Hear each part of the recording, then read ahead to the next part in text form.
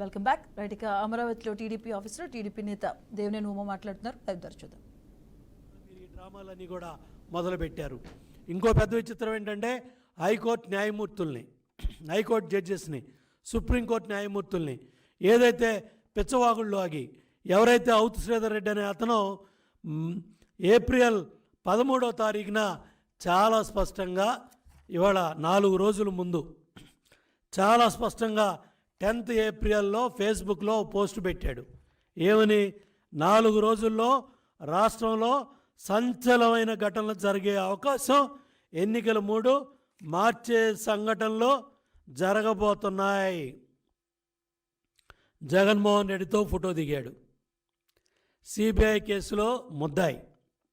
Supreme court, high court న్యాయమూర్తుల్ని social మీడియాలో నానా మాటలు మాట్లాడిన వ్యక్తి, మీ వైసీపీ నాయకుడు, మీ దగ్గరి అనుచరుడు ఫోటోలు అతను ఫేస్బుక్లో 4 రోజుల క్రితం పెట్టిన డ్రామా నాటకం.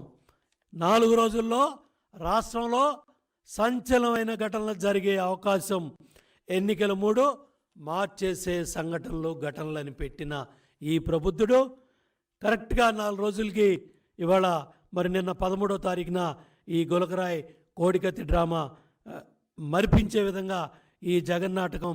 శ్రీధర్ రెడ్డి ఈ జగన్ రెడ్డికి సన్నిహితుడు, స్నేహితుడు.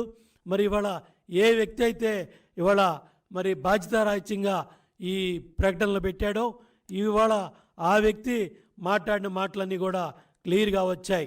మేము స్పష్టంగా డిమాండ్ చేస్తూ ఉన్నాం. ఒక రాష్ట్ర ముఖ్యమంత్రి, ప్రోటోకాల్లో నెంబర్ 1 స్థాయి ఉన్న వ్యక్తి, ఎన్ని గంటల సేపు రాత్రి మీరు కరెంటు తీసేశారు? అక్కడ చిక్కటి చీకట్లో స్టోన్ ప్రొటెక్టర్స్ కానీ అక్కడ ఏదైతే షీల్డ్ చేయాల్సిన పరికరాలు కానీ ఏవి కూడా బస్సులో పైన ఎక్కడా కూడా కనపడిన పాపాన పోలేదు. దీనికి కారణం ఏంటో కూడా మరి పోలీస్ యంత్రాంగం రాష్ట్ర ప్రజలకు సమాధానం చెప్పాలి.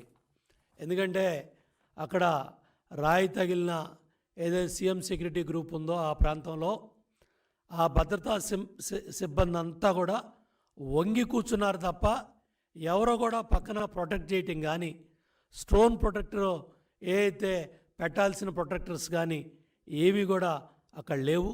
అవన్నీ కూడా క్లియర్ కట్గా ఎందుకు ఇవన్నీ కూడా స్టోన్ గార్డ్స్ని ఎందుకు పెట్టలేదు?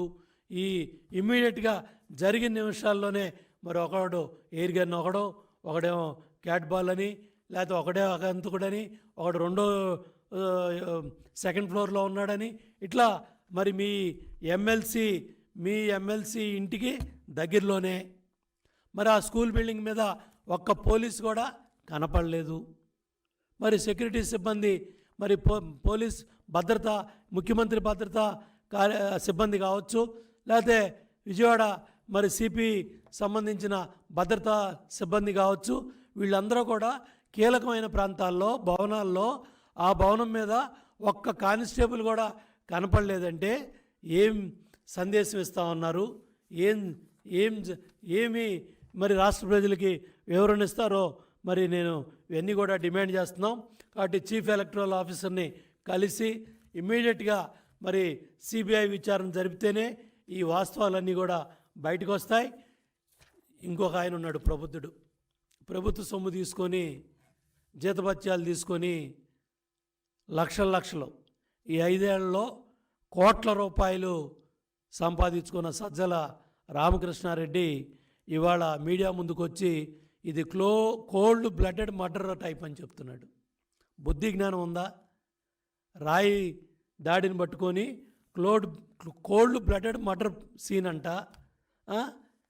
రకరకాల దుర్మార్గాలు, కుట్రలో కుతంత్రాలు, పిచ్చివాగుడంతా కూడా ప్రజలు కట్టిన పన్నుల డబ్బులతో జీతాలు పుచ్చుకుంటూ నీ ఇష్టారాజ్యంగా ప్రధాన ప్రతిపక్ష నాయకుడి మీద, చంద్రబాబు గారి మీద, తెలుగుదేశం పార్టీ నాయకుల మీద ఇవాళ నువ్వు వాగిన వాగుడంతా కూడా గోబిల్ని మించిపోయి గోబిల్ ప్రచారాన్ని, ఏదైతే హిట్లర్ దగ్గర ఉండే గోబిల్ ఏ విధంగా అయితే దుర్మార్గ ప్రచారాన్ని, విష ప్రచారాన్ని చేస్తాడో ఈ జరిగిన సంఘటన మీద మీ అసమర్థతని, మీ చేతకాంతనాన్ని, మీ పరిపాలనా వైఫల్యాన్ని, మీ ఘోర భద్రత వైఫల్యాన్ని కప్పుపుచ్చుకోవడానికి ఎదుటి వ్యక్తుల మీద, ప్రధాన ప్రతిపక్షం మీద, తెలుగుదేశం పార్టీ మీద సజ్జల రామకృష్ణారెడ్డి మాట్లాడిన మాటలు కానీ, పిచ్చివాగుడు కానీ, ఈ వ్యాఖ్యలను కానీ అన్నిటిని కూడా తీవ్రంగా ఖండిస్తూ ఇమ్మీడియట్గా సిబిఐ ఎంక్వైరీ జరగాలి. ఏదైతే ఈ నిందితులు కావచ్చు, ఎవరైతే దీనికి బాధ్యులైన ఉన్నారో వాళ్ళందరూ కూడా ఇమ్మీడియట్గా అరెస్ట్ అవ్వాలి. ఏదైతే ఈ సంఘటన మీద పూర్తి స్థాయిలో సిబిఐ విచారణ, కేంద్ర సంస్థల విచారణ జరగాలని ఎన్నికల అధికారిని, సిఇఓ గారిని కూడా కోరుతున్నాం.